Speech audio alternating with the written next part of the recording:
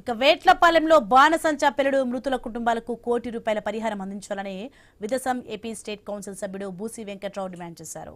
బాణసంచా factory యజమాని ఆస్తులు ప్రభుత్వం స్వాధీనం చేసుకోవాలని కోరారు. ఒక కుటుంబానికి 2 ఎకరాలు పంట భూమి ఇవ్వాలన్నారు. తమ కుటుంబాలను ప్రభుత్వం ఆదుకుందని బాధితులు తెలిపారు. పిల్లల చదువుల విషయంలోనూ ప్రభుత్వం అండగా ఉండాలని బాధితులు కోరుతున్నారు. దీనిపై మరింత సమాచారం మా ప్రతినిధి రాజేష్ అందిస్తారు.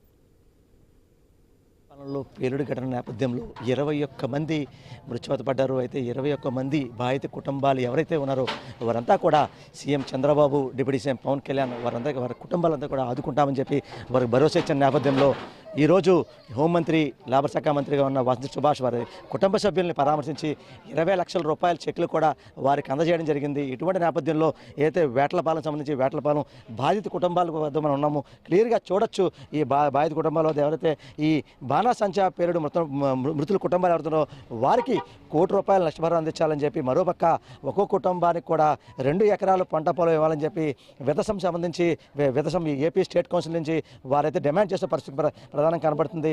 అయితే ఏవైతే ఈ మృతి చెందిన కుటుంబాలు ఎవరైతే ఉన్నారో వారు మృతి చెందిన వ్యక్తికి వారికి 2 పిల్లలు ఉన్నారు, వారి భార్య ఉన్నారు. వారి భార్యని 20 లక్షల రూపాయలు ఇస్తే వారికి జీవితం గడుతుందా అంటూ కొంతమంది ఇక్కడ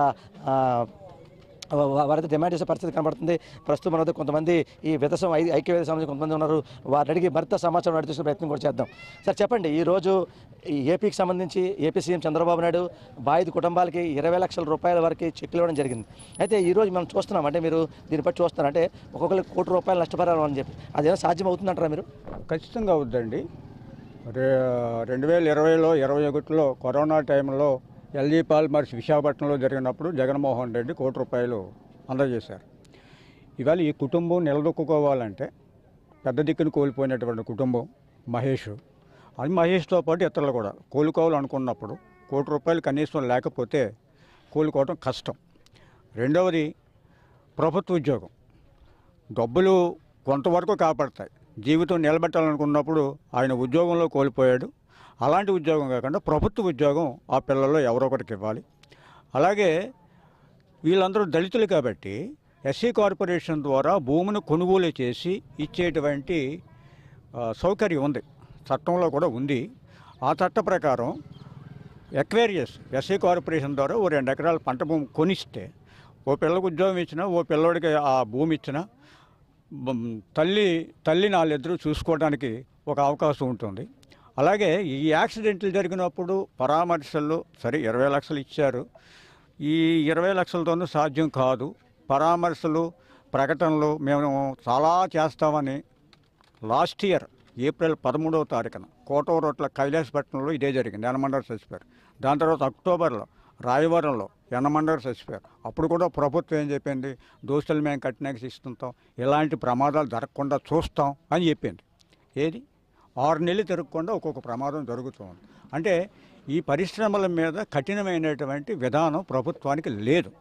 ఈ ఎవడో పని చేసుకుంటున్నాడు, 10 మందికి పని ఇచ్చేసాడు కాబట్టి ఆడు ఏ పాపం చేసినా సరే మనకు అనవసరం, మేము ఉపాధి చూపించామన్నట్టుగా చూస్తున్నారు తప్ప, ఎంత ప్రమాదకరమైన పరిస్థితుల్లో 10 మంది లోపు ఉండాల్సిన కంపెనీలో 40 మంది ఉండి 50 కేజీలు సామర్థ్యం ఉన్నటువంటి సరుకు మాత్రమే నిల్వ చేయాల్సిన పరిస్థితుల్లో 100 కేజీలు సరుకు నిల్వ చేసి, సెల్ ఫోన్లు అవన్నీ ఎలవ చేసి, ఈ రాపిడి యంత్రాలు చేత్తో కొట్టడం, ఇలాంటి వాటి వల్లే అన్సేఫ్టీ కండిషన్స్, భద్రతా వైఫల్యం కారణంగా యజమాని ఉత్పత్తి లాభాల యావలో పడి భద్రతను నిర్లక్ష్యం చేసిన కారణంగా వర్కర్స్ని తొందరగా పని చేయమని చెప్పి తొందర పెట్టిన కారణంగా మాత్రమే ఇలాంటి ప్రమాదాలు జరుగుతున్నాయి. ఇలాంటి నివేదికలు చాలా ఉన్నాయి. అంటే ఎప్పుడు చూస్తున్నాం మనం, అంటే దీనికి సంబంధించి ఉపాధి హామీకి సంబంధించి ₹300 కూలీ సరిపోక ₹700 ఇస్తున్న ఏవైతే ఈ సామాగ్రి ఏవైతే తయారీ కేంద్రంలో వారు చేరడం జరిగింది. అంటే ఈ ఇంత జరుగుతున్నా కూడా ప్రభుత్వ అధికారులు పట్టించుకుని వైఖరి ఉందనుకున్నారా? ఇప్పుడు మీరు చెప్పినట్టు ఉపాధి హామీ తక్కువ ఉంది కాబట్టి ఏదో పనికి వెళ్ళారు, ప్రమాదం అని తెలుసు కూడా. ఇలాంటివి ఈ పేలుడు పదార్థాల్లో పనిచేసేవి చాలా ప్రమాదం అని తెలుసు కూడా ఆ వచ్చే జీతానికి ఆ ₹700 కక్కుతుపడి వెళ్ళారు. కానీ అక్కడ భద్రతా ప్రమాణాలు బాగా చేస్తున్నట్టయితే ఇలాంటి ప్రమాదాలు నివారించవచ్చు. కానీ అక్కడ ఫైర్ సర్వీస్ వాడు ఎన్ఓసి కళ్ళు మూసుకుని ఇచ్చేస్తారు, లేబర్ డిపార్ట్మెంట్ వాడు లేబర్ పర్మిషన్ కళ్ళు మూసుకుని ఇచ్చేస్తారు, ఆర్డీఓ గారు వెరిఫై చేయరు, మేజిస్ట్రేట్ గారు ఆ కాగితాలు చూడరు. ఇవన్నీ వైఫల్యాలు, అంటే నిర్లక్ష్యం. ఏదో జరుగుతుంది, ప్రమాదం జరిగినప్పుడు మాత్రమే ఇవన్నీ మనకు గుర్తొస్తూ ఉంటాయి. జరగకముందు నివారణ చర్యలు, ముందస్తు చర్యలు, భద్రతా చర్యలు తీసుకోకుండా పాలకులు వైఫల్యం కారణంగా గత 3 దశాబ్దాల కాలంలో 35 మంది చనిపోయారు. ఉమ్మడి రాష్ట్రంలో ఉభయ తూర్పుగోదావరి జిల్లాలో 16 మంది ఈ 20 మంది కాక 16 మంది గత సంవత్సరమే చనిపోయారు. కాబట్టి దీని మీద ఆపదలో ఉన్న వాళ్ళ దగ్గరకు వచ్చి ఏదో మాట్లాడితే సరిపోదు. నివారణ చర్యలు భవిష్యత్తులో మరికొన్ని ప్రాణాలు బలి పెట్టకుండా ఉంటాం. చెప్పండి అమ్మ, మీకు ఏమవుతారు అమ్మాయి? మా ఆయన గారండి. ఆయన ఎప్పుడు వెళ్ళారమ్మా పనికైనా? ఉదయం వెళ్ళారండి. నేను మధ్యాహ్నం భోజనం చేయడానికి వచ్చారండి. 10 నిమిషాల్లో అక్కడికి వెళ్ళేటప్పటికి ఇలాగైపోయింది. జీతం ఎంత ఇస్తారమ్మా? రోజుకి 6-7 ఇస్తారండి. అంటే ఎప్పటి నుంచి ఎన్నాళ్ళు చేస్తారు ప్రయాణం? చేస్తున్నారండి, ఒక 6-7 సంవత్సరాల నుంచి చేస్తున్నారండి. ఆయన ఇంకా అదే పని అండి.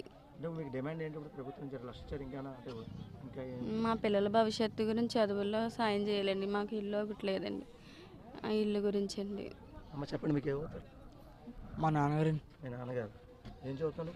నేను 10th క్లాస్ చదువుతున్నాను. 10th class. నువ్వేం చదువు? 8th క్లాస్ చదువుతున్నాను. ఏ స్కూల్ అమ్మా? పిఠాపురం హాస్టల్లో చదువుతున్నాను.